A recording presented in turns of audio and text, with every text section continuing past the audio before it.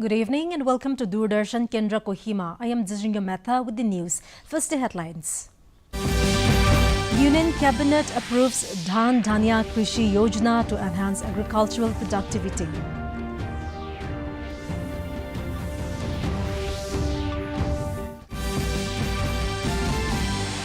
Supreme Court terms use of religion and regionalism for votes as dangerous.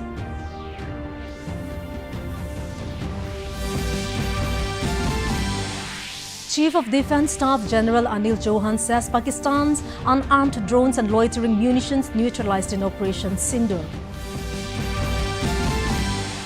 And Central Board of Secondary Education asks schools to establish oil boards to promote healthy lifestyle among students. And now the news in detail. The Union Cabinet has approved the Prime Minister Dhan Dhanya Krishi Yojana to enhance agricultural productivity. The scheme aims to increase crop diversification and sustainable agricultural practices, augment post-harvest storage, improve irrigation facilities and facilitate the availability of credit. Briefing media in New Delhi today after the Cabinet meeting, Information and Broadcasting Minister Ashwini Vaishnav said 100 districts will be identified in the country under the scheme, which will be based on three key indicators: low productivity, low cropping intensity and less credit disbursement.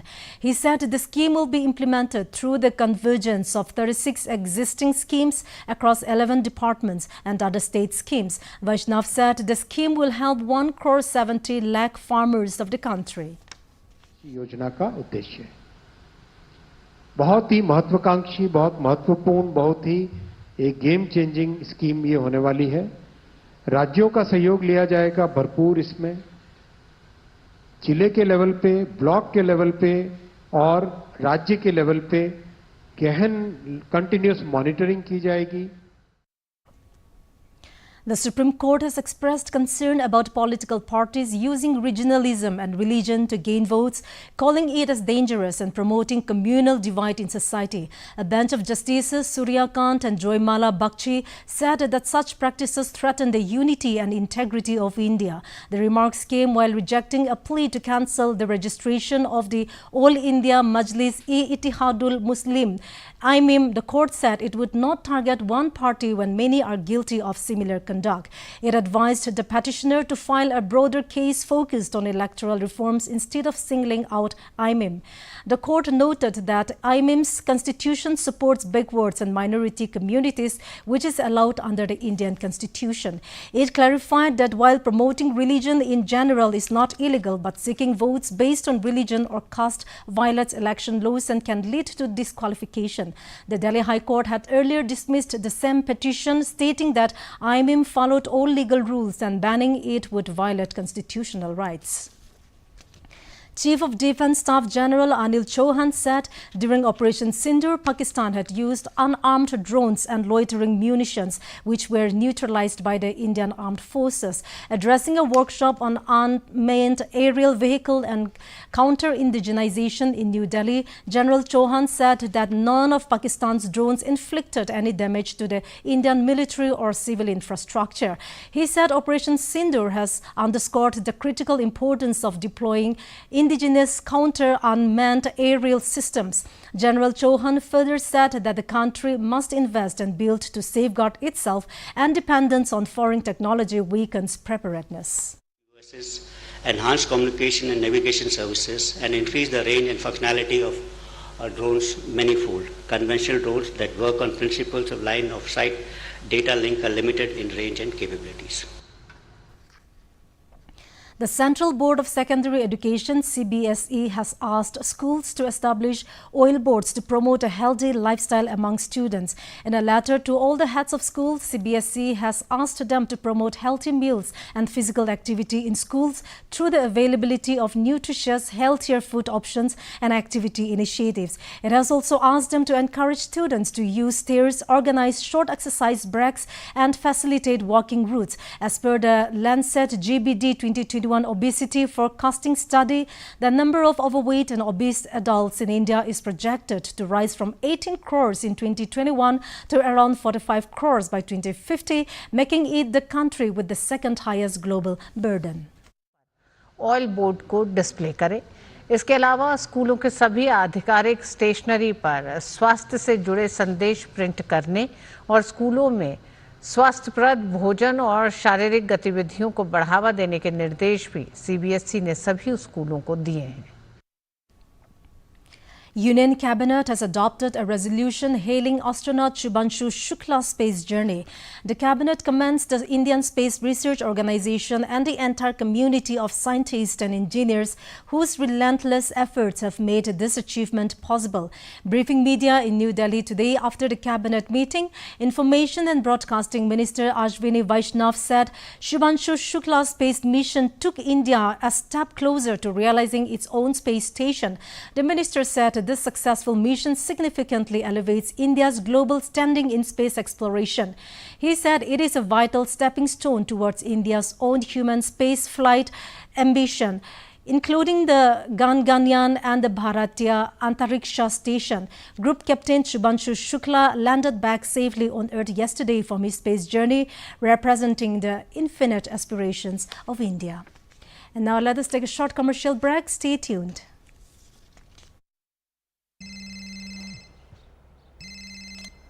Hello Rajesh ji, मैं police थाने से बोल रहा हूँ।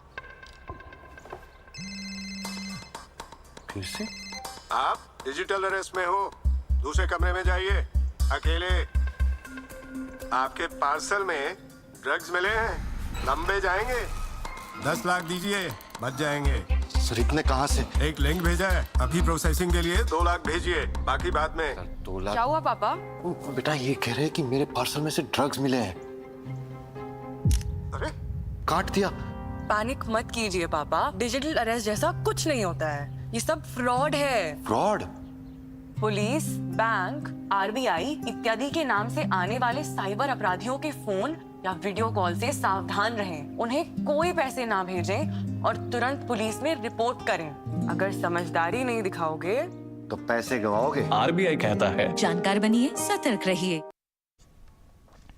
Welcome back and moving on. The Noklak District Planning and Development Board meeting for the month of July was held under the chairmanship of MLA and Chairman DPDB Noklak P. Longon at Deputy Commissioners Conference Hall, Noklak today. The House reviewed the previous meeting minutes and took up various agendas. The members discussed on the construction of school gate at Straightway Mission School, ITC, DAN and construction of sub-center Tukinkyu village. The House also discussed construction of road from Pang to Tukinkyu village and creation of sub-center at JJ King village and Noklak village. LADP schemes for 56 AC Noklak and 57 AC Tonoknyu for the financial year 2025-26 were also approved by the House. The MLA and Chairman DPDB also directed all the heads of offices under Noklak district to be present during the DPDB meetings in the future. The Union Ministry of Home Affairs has given in-principle approval to Central Reserve Police Force CRPF to raise 20 new battalions, adding over 20,000 personnel for deployment in Jammu and Kashmir. Initially, the CRPF has sought approval for 35 battalions, but the ministry has sanctioned 20 as an immediate measure following the April 22 Pahalgam militant attack and subsequent Operation Sindoor. Finance Ministry has already cleared the proposal and the Union Cabinet approval is expected soon. The new battalion will be equipped with enhanced operational capabilities tailored to Jammu and Kashmir's terrain and security needs, and the move is seen as part of a broader strategic recalibration. The additional CRPF companies are expected to be deployed across the Union territory shortly. Director General of the Ministry of Tourism, Suman Bila, emphasized the need to preserve India's fading culinary traditions. He said that India's culinary heritage is built on cultural memory and regional techniques. Launching the National Young Chef Competition, NYCC, in New Delhi, Bila stressed for reinforce these traditions and also expand India's footprints in the global fine dining space. NYCC, a collaborative effort with the Indian Federation of of Culinary Associations and the Tourism and Hospitality Skill Council is themed as Celebrating Indian Culinary Heritage, Blending Tradition with Innovation. It features zonal competitions across India, culminating in a grand finale at IHM Pusa, New Delhi in January next year. The PhD Chamber of Commerce and Industry, in collaboration with the Ministry of Tourism, has launched the National Young Chef Competition. The government has convened all-party meeting on Sunday ahead of the monsoon session of the parliament. During the meeting, the government will seek cooperation from all political parties to ensure the smooth functioning of both houses of parliament. The monsoon session will be held from the 21st of this month to the 21st of next month. During the session, several important legislation are scheduled to be taken up for discussion and passage. The Nagaland State Disaster Management Authority (NSDMA) has issued weather updates for 8 days from 16th to 23rd July. It informed that Nagaland will witness moderate rain to heavy rain with thunderstorm in all districts till July 23rd. Between 16th to 21st July, heavy rains and thunderstorm is expected in the districts of Mon, Semenyo, Newland, Dimapur and Kohima. The remaining districts are expected to receive light to moderate rainfall, which may intensify during this period. As a result, public are advised to take necessary measures at this period, including avoiding lightning strikes and high winds. Meanwhile, the low-lying districts have been requested to implement precautionary measures in light of the current flood situation. The NSDMA has also requested all district disaster management authorities and other line departments to remain on high alert to safeguard lives and property.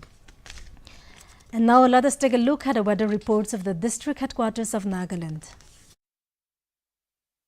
Kohima today recorded a maximum temperature of 25 degrees Celsius and a minimum temperature of 19 degrees Celsius, while Dimapur had a maximum temperature of 34 degrees Celsius and a minimum temperature of 25 degrees Celsius.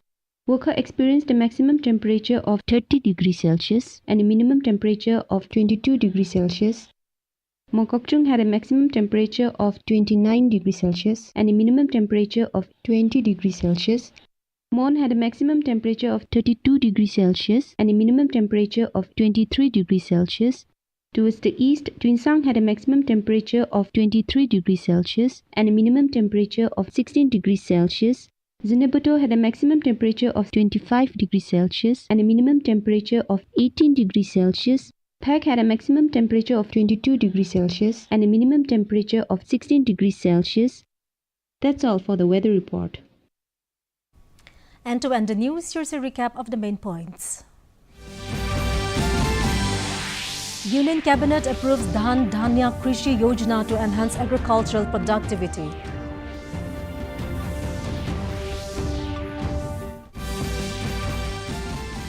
Supreme Court terms use of religion and regionalism for votes as dangerous.